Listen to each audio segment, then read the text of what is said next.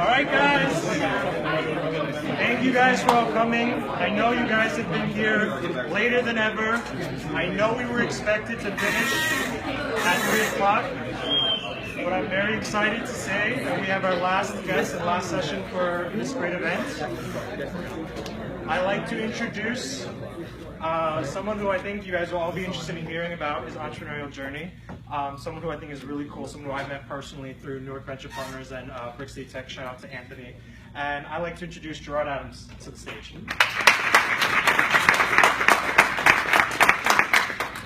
How's everybody feeling today? How was your whole day? I'm just curious to know. I got here a little late because I was in LA yesterday, and I'm really excited to have made it back into Newark. I'm just curious, how many here have roots in Newark? Whether you go to school here or you grew up here, or amazing. So I kind of want to start off telling you a little bit about like growing up. I have deep roots in Newark, and that's why I'm excited to be back, back here and being able to help make an impact with a lot of other amazing leaders that I've met here in Newark. My grandparents and my father grew up on Cutler Street in Newark, and growing up, he told me so many stories of how Brick City, how Newark, like he went to Barringer, and how it was just like a time where it made him tough, it made him who he was. Back then the neighborhood was just unbelievable, and there was a huge sense of community in Newark back when he was growing up, and it made him tough. And he constantly would just bust my chops growing up about how, like, because he raised me in Belleville, he'd be like, hey, you guys would never be able to keep up with us Newark boys, you know what I mean? And he just always used to push Newark to me. And my church is in Newark, St. Lucia's. I used to go, so since I was a child, my whole life I've been coming to Newark for my church, and I got my namesake Gerard from Newark, from a St. Gerard that was at that church that was a saint of mothers. Not to try to bring too much religion into it, but it's deep. It's deep and meaningful to me, because that's how I got my name. And throughout my whole life, in October, I've always been a part of a youth committee that throws a huge event here in Newark where we would take the saint around the city. Growing up, I didn't realize how much all of this changed it bred me to become the man I am today and the entrepreneur I am today. My father taught me leadership at a really young age. My mother taught me work ethic at a really young age. Working 7 days a week at a supermarket. That was actually my first job. And growing up, I really wasn't the most books. I really wasn't a book smart type of kid. I was more of like out in the neighborhood, getting into trouble, making friends. More of a street smart type of person, charismatic. Figuring out ways I could make money and hustles. I used to hustle Echo T-shirts, to car parts, to all types of different things to just try to be able to make money growing up. But my family wanted me to get into Princeton University, and that didn't happen. But I wanted to make my family proud, so I got into Caldwell College, and my whole goal was like, I'm gonna do great in school, and I'm gonna transfer to a good school, and this is what I was bred to know, that this was like the path to success for me. But like for me, and I'm completely pro education, but for me, I just knew that like once I started going through the system, I was just like, I don't know, I just feel like the book smart wasn't relating to me, and I wanted to get out into the world and take a big risk. I wanted to learn about how to start a business, and I was like, I feel like I need to just do it. So I took a really big risk, and this was the first time I really kind of went through some kind of adversity, and kind of felt like a failure, because back then it was like, for me to drop out of college when I did that, like it was totally looked down upon. I mean, every one of my friends was going to school. My family was like, like here we go. It was like, here's the disappointment. Kids I grew growing up, it was like, dropout, failure. We knew he wasn't going to be nothing. It was like I just had this huge connotation, and like I had this drive that I'm gonna, it's me against the world. Like I have something to prove, and like I want to make my parents proud, and I know that it's up to me. I need to be able to go out there and make it happen no matter what. And so I started my first business. I wanted to learn about how to invest into companies. The first thing that interested me was like the stock market and, you know, the financial world, this matrix where my father had worked for Prudential, you know, because of Newark.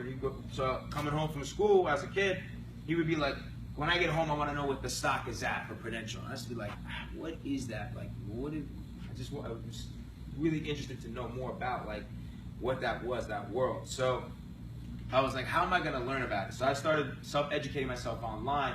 But what I realized was that there was a lot of chat rooms of people that were discussing stocks and what they were investing in and what they were trading, but none of them had any sense of like credibility. I didn't know who was who. So my first idea was, why don't I create a forum, an online community, and use the rating system similar to eBay or Amazon, where it's up 1 to 5 stars, color coordinated. You can click on a member's name, you can know what he's talking about, know what stocks he's picked, kind of giving it a little bit more credibility to each user. And I was like, then when I have the people that are 4 to 5 stars, I can learn from them.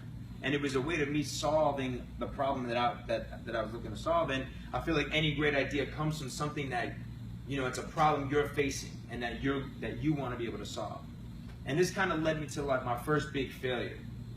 I ended up building this website, and you know, it was actually going really well in the beginning. I started learning about PPC, how to market it, and basically I just started, you know, early on just going on every different message board for different companies, finance, you know, different finance forums, and just spamming them all over just to try to like, hey, come to StockSpot, come join my community to talk about these companies. Doing anything and everything, doing video marketing, PPC, and I got about 10,000 active members on it. And then eventually I got a CEO who called me out of New Jersey, out of Little Falls, New Jersey, and was like, hey, I think you built something kind of cool. I want to advertise with you. I want to put my company on your website. And I was like, wow, I can actually monetize this way. I didn't think of it that way. And when I went and met this CEO, and he realized that I was only 18 at the time, he was like, I don't think you understand the value of what you created, and I don't think you understand investor relations, but I think you're pioneering something.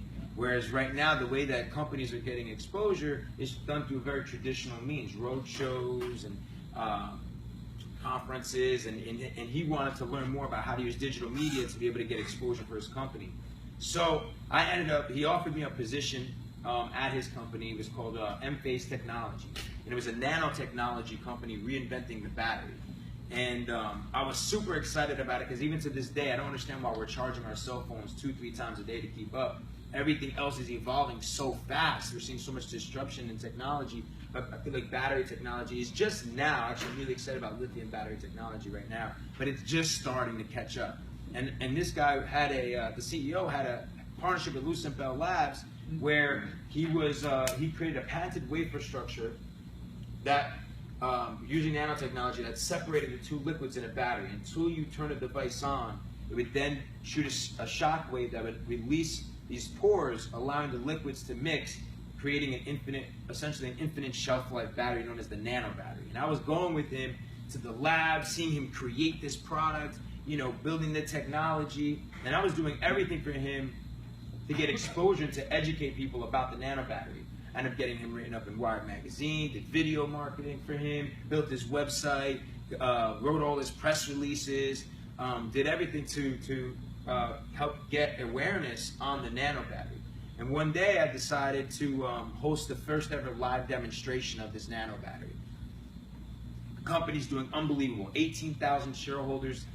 Everybody's paying attention to this nano battery, and I figured if we did a live demonstration proving the concept, the CEO would be able to raise millions of dollars to take it into mass production. Well, that day comes, I'm nervous, I'm in the bathroom with my cue cards, I'm like, I got no facial hair, I got a little kid, shaved head. I was like, man, I've been talking to all these people, but I don't know how young I am, I'm so nervous. And the CEO, Ron, came in the bathroom, he's like, get rid of those cue cards and just get out there and just be you. You got these people in the room, just get out there. So I went out there, introduced myself, said I'm Gerard Adams. I've been talking to many over this past year, and this is why I believe in M-Phase, in the nano battery. And then I introduced the Chief Scientist Officer, Dr. Fred Allen, and the CEO, Ron. And they come up, and then boom, they're showing on 2 screens that no energy is being used. You know, they unveil the nano battery, they explain it, and then basically when they hit this button, boom, lights a light bulb, shows energy's being used, and just to prove the concept of this nano battery. Where he hits that button, and I'm talking about 200 people were in this room of investors, investment bankers, brokers, the media. And what do you think happens? Didn't work. Didn't work, right? Probably demo failure. So I was like, palms sweaty, tail between my legs, my career is over with. I'm like, damn, I just did all this work, and how did they not prepare to execute and to actually make this thing work? If they would have made it, if it would have worked, they would have proven that concept in that moment. I was there, one opportunity, they would have raised tens of millions of dollars that day. And we would have potentially been using the nano battery in every phone that we see.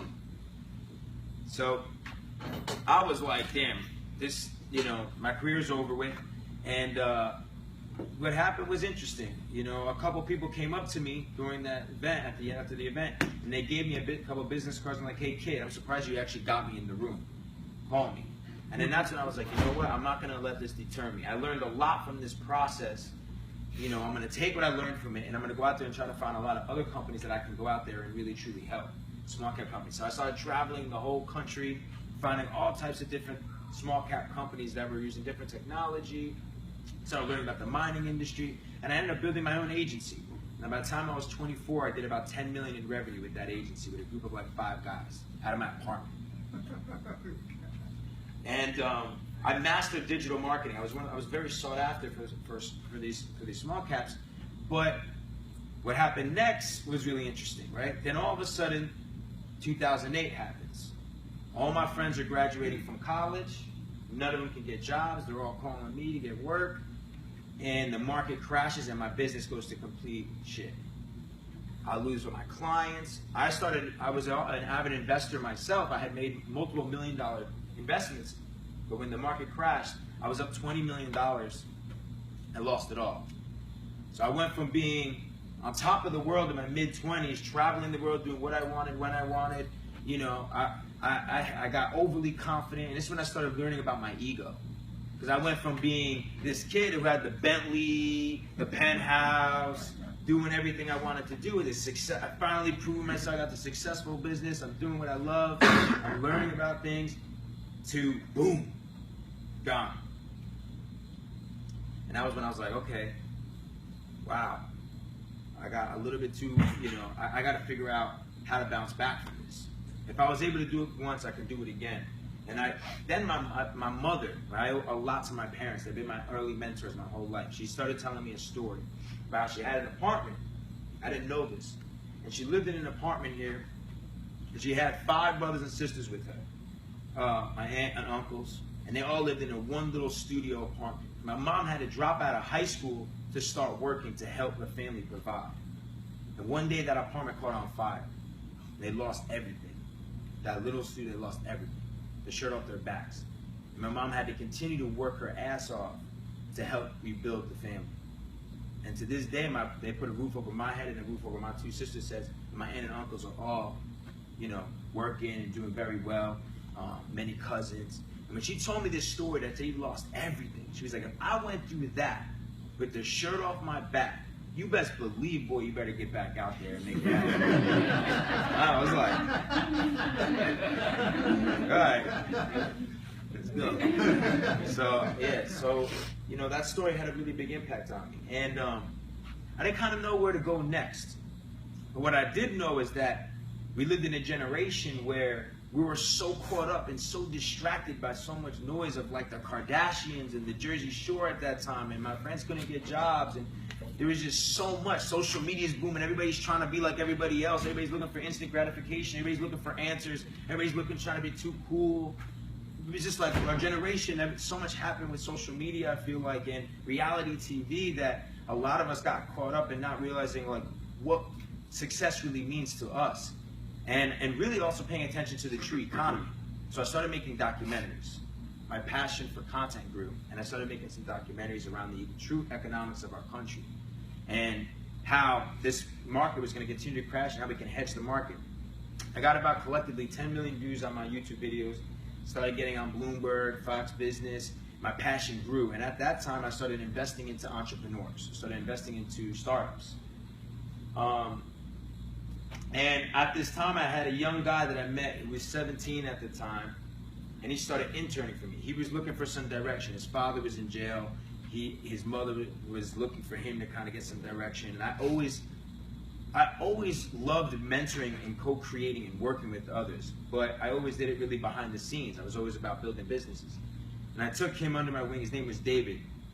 And he's seeing all the content being created, and he came to me with an idea. He said, I want to create a millennial publication like the Huffington Post or like a New York Times, but that speaks to our generation, but around finance. I'm going to call it Elite Wall Street.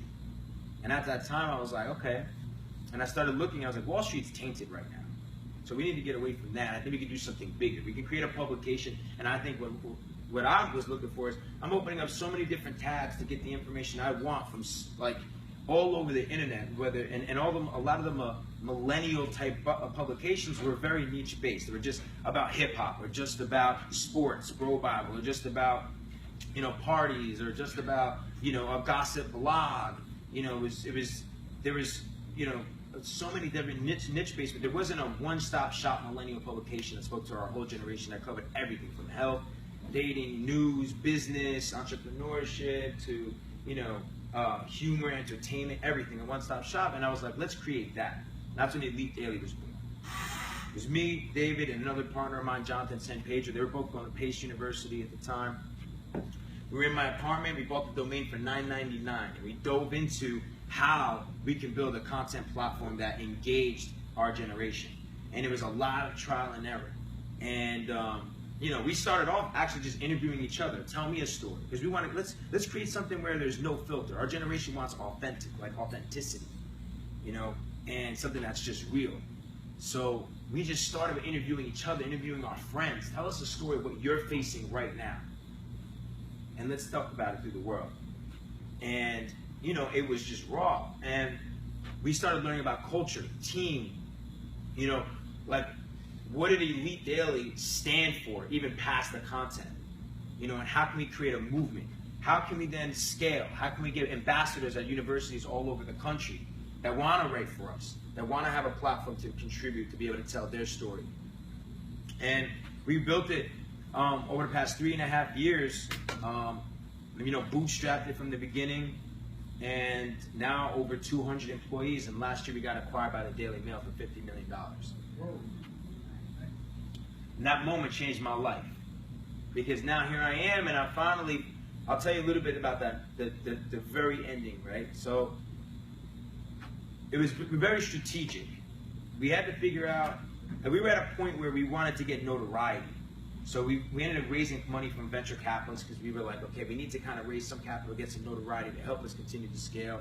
And we were lucky to get a really big lead, a venture capitalist firm known as Graycroft. If anybody knows Alan Patrickhoff, he's like a godfather venture capitalist. We were able to, and any of you are ever at a point in your life where you want to raise capital, it's all about telling a story. It's all about being able to tell a great story on what it is that you're truly doing, and get them to really feel what you're doing and where it's going. You know what I mean? And get them to down. Elite Daily, we still told a great story. So we had great investors, and then we noticed that how can we get mentors? How can we get advisors? Your board and your advisory board is so key. So we saw that John Steinberg was leaving BuzzFeed and was getting ready to go to the Daily Mail. And we're like, okay, this is a guy who we need as an advisor, because BuzzFeed is like our #1 peer, doing 150 million uniques. We were on the upbringing, about 40 million uniques. When we sold, we're at 80 million uniques. And we figured out, I went to a conference that John Steinberg, I was chasing him all through New York City. Wherever he was going to be, I was in that room. And that's what you got to do. If you want a mentor, you need somebody that's going to guide you. This kid right here, he's from Utah. He wanted me to mentor him. So he took a one-way ticket to Utah, from Utah here, and basically I didn't even know. He was like, I'm going to do anything and everything to get a meeting with Gerard. And now he's interning with me, you know what I'm saying? He's building his dream. So whatever you got to do, just put yourself in those rooms to find people that, are going to help you grow, and those advisors. John Steinberg I knew was an advisor. So I went to these conferences, and we built a relationship, and we got him on our advisory board. And that was strategic, because we knew that once he went to Daily Mail, that would be a potential acquisition for us. Well, once we got him as an advisor, within 3 months he made that offer. And I was like, oh my God, like this is crazy. So I'm running around New York, meeting all the investors, meeting all the other advisors. Is this the right deal for us? And one day we were in a board meeting. We had to make this big decision. Me and my 2 co-founders and a whole board of investors that were trying to get us to sell. And I was like, I don't know if this is the right moment for us or not. And me and my 2 co-founders finally went into another room together. We looked each other in the eyes and were like, is this the moment that we've been waiting for? And, you know, at that time, my partner was having trouble paying his mother's medical bills. And my other partner was like, Gerard, this is the dream as an entrepreneur, to finally be able to build something that connects with so many people that eventually you can have a partnership or some type of acquisition that'll let it become bigger than any one of us. And that was the day we signed that deal. And it was the first time that I got a chance to look back at my career and look at, a lot of people want me to talk about the Elite Daily, but it took me 13 years to get to a point of having that kind of acquisition, of ups and downs and trials and tribulations, and continue to fight through adversity and learn from my mistakes and surround myself in environments with people that are going to help, you know, put me and educate me and pull me up. And this kind of led me back to Newark. It kind of led me to like thinking about legacy a little bit more. I was like, damn, I can go start the next company. I wasn't sure, and I ended up getting invited to a Tony Robbins event. And when I went to that event, I was super impacted by his main quote, which was, success without fulfillment is the ultimate failure. And God works in mysterious ways. And after I heard that quote, and I started thinking, how can I help be a leader for this next generation, help young entrepreneurs? And I called up a buddy of mine because I had a house. I was investing into houses in Newark. And he said, Gerard, I have this property on Norfolk and Sussex. And I'm starting to really see change in Newark. And I'm really starting to see a lot happening here. And I think that we could build something really unique to harness, you know, all the great ideas and all the great talent that's coming out of New York that doesn't need to go to New York City or all these big, you know, Silicon Valley. Like, we have all the resources right here. We have the infrastructure right here. We have the people in the community and the leaders right here. Let's be a part of that, because there's a movement happening right now. And a lot of people that are not around here don't really know about it, but they're about to know about it. And I was like, this is like, you're talking to me, like, this is it. So 6 months, we built a building on Norfolk and Sussex. We opened last month. And to be honest, it's been tough. I haven't had much help. I actually need help. I'm asking anybody who wants to get involved. Vince has been helping a lot, so I appreciate you, Vince. And Cal's, you know, flying here has been a big help. I'm looking for people that want to get involved, but more importantly, I'm looking for young, you know, hungry entrepreneurs that have ideas, that want to be a part of Founders, where we're offering our space. It's an incubator. We're offering mentorship as well. I'm dedicating myself full-time to Founders, as well as I'm bringing in all my network of investors and mentors that have helped me along the way to be a part of Founders. We're building an accelerator, and we're working alongside like North Venture Partners. We want to work alongside with Rutgers and NJIT and be a part of the community here. And you know, we're launching a startup pitch competition where I'm looking for 12 applicants. I'm going to narrow it down to 12 applicants, and that day I'm going to pick 5. And $10,000 is going to go to the grand prize winner. We're going to give free space to the 5, and they're going to be my first cohort, if you will, to help me build the culture. I'm going to help them mentor and help them learn how to go from seed to scale with their idea, and run this accelerator, and, you know, just be a part of. The whole point is to be a part of what's happening here in Newark. You know, I think it's something special is happening here.